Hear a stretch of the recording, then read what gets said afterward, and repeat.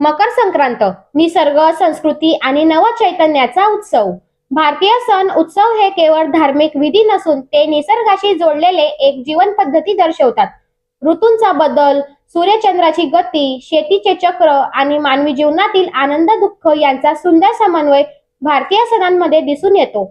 अशाच सणांपैकी एक अत्यंत महत्त्वाचा सण म्हणजे मकर संक्रांत.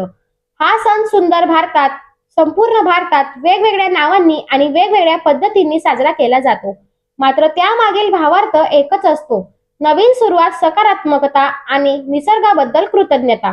मकर संक्रांत हा सण हिंदू पंचांगानुसार पौष महिन्यात येतो आणि बहुतेक वेळा 14 जानेवारी रोजी साजरा केला जातो. इतर सण चंद्रावर आधारित असतात, पण मकर संक्रांत हा सूर्यावर आधारित सण आहे.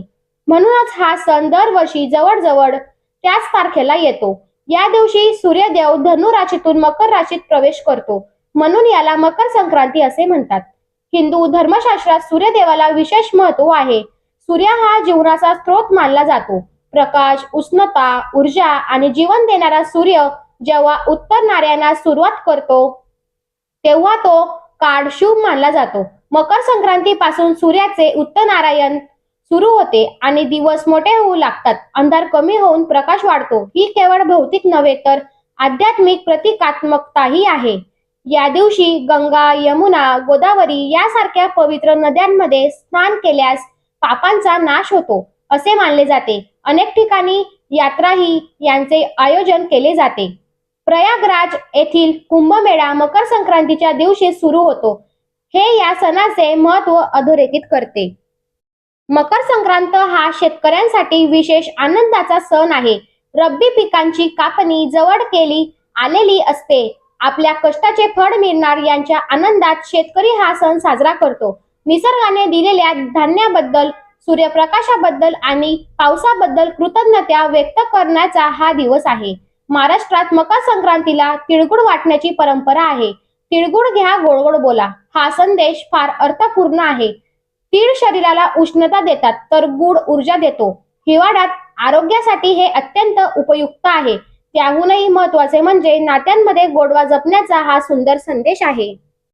मकर संक्रांतीचा आणखी एक आनंदाचा भाग म्हणजे पतंग उडविणे.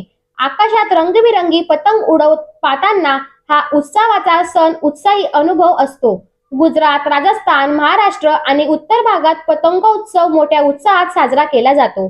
पतंग उडवण्यामागेही शास्त्रीय कारण आहे.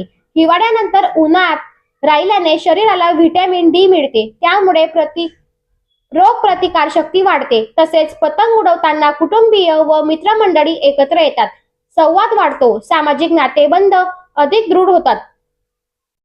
भारतातील मकर संक्रांतीची विविध नावे व परंपरा. मकर संक्रांत भारतात वेगवेगळ्या नावांनी ओळखली जाते.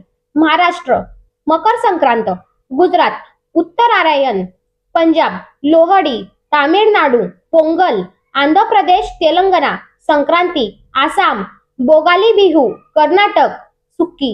प्रत्येक राज्यात परंपरा आणि पदार्थ वेगवेगळे असले तरी आनंद, कृतज्ञता आणि नवचैतन्य हा भाव सर्वत्र समान आहे. मकर संक्रांत आपल्याला अनेक महत्त्वाचे धडे देते. अहंकार सोडून नम्रता स्वीकारा, कटुता सोडून गोडवा जपा, अंधारातून प्रकाशाकडे वाटचाल करा, जुने मतभेद विसरून नवी नाती जोडा. हा सण सांगतो की जसे सूर्य दिशा बदलतो तसेच आपणही आपल्या आयुष्यातील वाईट सवयी व नकारात्मकता विचार सोडून सकारात्मकतेकडे वळले पाहिजे. मकर संक्रांत हा केवळ सण नसून जीवनशैलीचा संदेश आहे. निसर्गाशी संवाद, माणसांची प्रेमळ वागणूक आणि स्वतःतील बदल स्वीकारण्याची तयारी हेच या सणाचे खरे सार आहे. तिळगुळासारखा गोडवा आपल्या बोलण्यात, विचारात आणि कृतीत आला तर मकर संक्रांत साजरी केल्याचे खरे समाधान मिळेल. या मकर संक्रांतीला आपण सर्वजण एक संकल्प करूया: द्वेष नाही, मत्सर नाही, फक्त प्रेम आणि शांती, सकारात्मकता. सूर्याच्या प्रकाशासोबत आपल्या जीवनातही आनंद, आरोग्य आणि समृद्धी नांदो. शुभ मकर संक्रांत. व्हिडिओ आवडल्यास चॅनलला लाईक करा, शेअर करा आणि सबस्क्राईब करा. धन्यवाद.